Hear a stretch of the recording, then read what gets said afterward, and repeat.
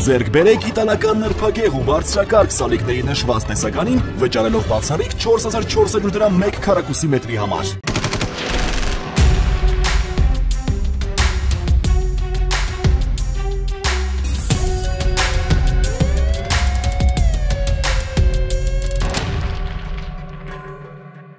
Դատախազը հունիսի 5-ին հաստատել է Սուրբ Աթոռում Հայաստանի արտակարգ եւ լիազոր նախկին դեսպան Միքայել Մինասյանի հետ հանցակցությամբ փողերի լվացում կատարած ԱԱ-ի վերաբերյալ մեղադրական եզրակացությունը եւ վարույթի նյութերը հանձնել Երևանի առաջին ատյանի ընդհանուր իրավասության քրեական դատարան։ Հիմնավորվել եւ հաստատվել է, որ ԱԱ-ն Սուրբ Աթոռում Հայաստանի արտակարգ եւ լիազոր նախկին դեսպանի եւ նրա կողմից վստահված անձ ԼԱ-ի հետ նախնական համաձայնությամբ կատարել է փողերի լվացում, ձեռք է բերել, օգտագործել, փաստացի տիրապետել ու տնօրինել է հանցավոր ճանապարհով ստացված առանձնապես խոշոր չափերի գույք, ընդհանուր 3 միլիարդ 475 միլիոն 406 հազար դրամին համարժեք 7 միլիոն 224 հազար ԱՄՆ դոլար արժողությամբ գույք։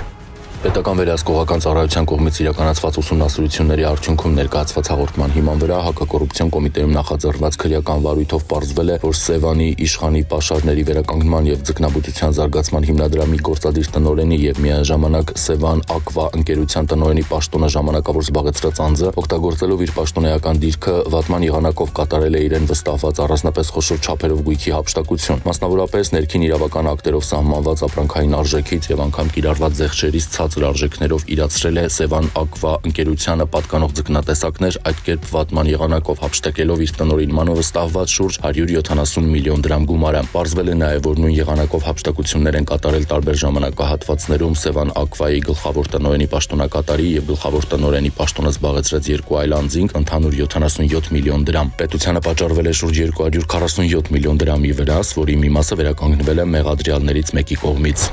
Հունիսի 14-ին տեղեկություններ են ստացվել, որ Պրոշյան փողոցում Ուրարտու ռեստորանային համալիրի տարածքում կրակոցներ են հնչել կավիրավոր, ով տեղափոխվել է հիվանդանոց հրազենային վնասվածքով։ Իրավապաները ռեստորանային համալիրի բակում հայտնաբերել են 4 կրակված եւ 1 չկրակված պարկուճներ, արժանանման հետքեր, Opel Magnishի կայանված ավտոմեքենա, որի վրա նույնպես առկա են կրակոցի հետքեր։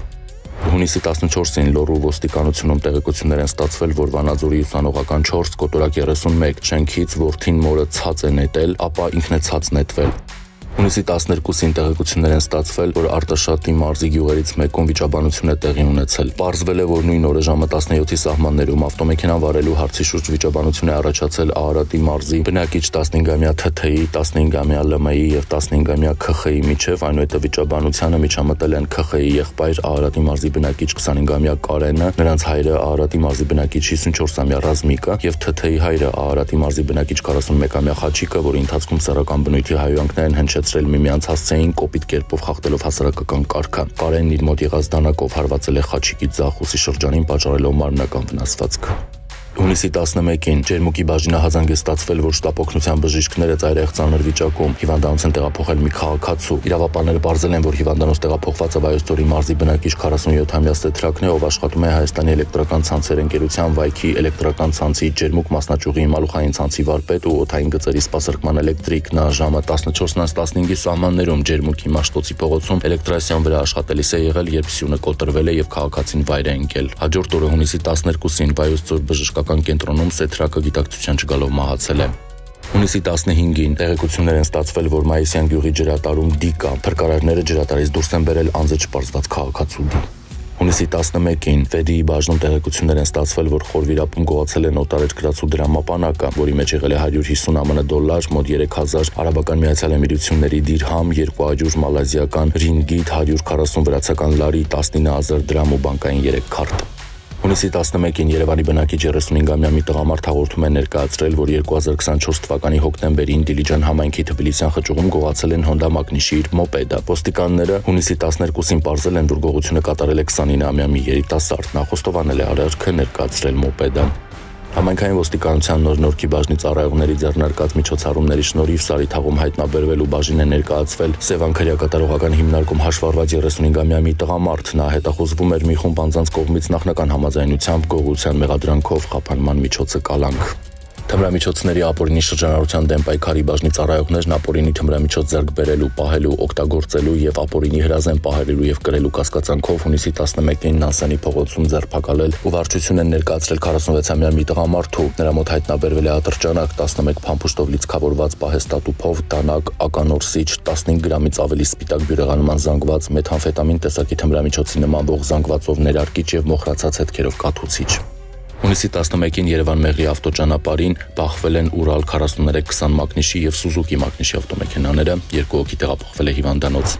Հունիսի 14-ին Երևան-Մեղրի ավտոճանապարհին Արմավիրի մարզի բնակիչ 42-ամյա Կարեն Գևորգյանն իր վարած Mercedes մակնիշի ավտոմեքենայով դուրս է եկել երթևեկելի գոտուց, հայտնվել ջրատարում, Գևորգյանը տեղափոխվել է հիվանդանոց։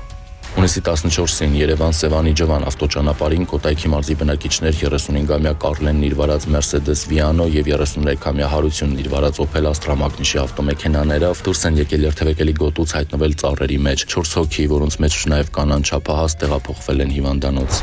Հունիսի 15-ին Hyundai մակնիշի ավտոմեքենան Արամ Խաչատրյան փողոցի թիվ 11 շենքի հարևանությամբ բախվել է կայանված Ford եւ 2 Toyota Camry մակնիշի ավտոմեքենաներին, ինչի հետևանքով գլխի վայր շրջվել է եւ հայտնվել ճանապարհի մեջտեղում։ 2 հոգի տեղափոխվել է հիվանդանոց։ Որոշ ժամանակ անց բարեկներն են մոտեցել Երևանի բնակիչ 26-ամյա Լիլիթը, ով հայտնել է, որ ավտոմեքենան ինքն է վարել։ Վերջինը ենթարկվել է սթափության փորձաքննության, եղել է ոչ սթափ։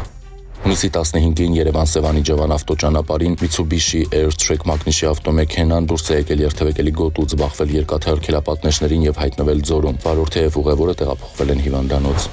Հունիսի 15-ին Եղվարդից դեպի Նոր Գեղի տանող ավտոճանապարհին բախվել են Երևանի բնակիչ 42-ամյա Կարենի վարած Nissan մակնիշի եւ Կոտայքի մարզի բնակիչ 23-ամյա Արթուրի վարած Mazda մակնիշի ավտոմեքենաները, տուժածներ չկան։ Հունիսի 13-ին ահազանգ է ստացվել, որ Սևան-Երևան ավտոճանապարհին անհրաժեշտ է փրկարարների օգնությունը տեղի ունեցել պայթյուն։ Պարզվել է, որ Սևան-Երևան ավտոճանապարհի առաջին կիլոմետրին գտնվող գազալցակայանում կայանած Mitsubishi Pajero մակնիշի ավտոմեքենայում է տեղի ունեցել պայթյունը, ինչի հետևանքով վնասվել է գազալցակայանի տանիքի թիթեղյա ծածկը։ Գազալցակայանի աշխատակիցներից մեկը տեղափոխվել է հիվանդանոց։ Հունիսի 15-ին ահազանգ է ստացվել, որ Ծաղկուն գյուղի Նայիրիզարյան փողոցում այրվում է ավտոմեքենա։ Հրդեհը բռնկվել է Lada մակնիշի ավտոմեքենայում մոտակա փայտե վագոն տնակում։ Հրդեհը մեկուսացվել, ապա մարվել է։ Այրվել են ավտոմեքենան եւ վագոն տնակը մասամբ։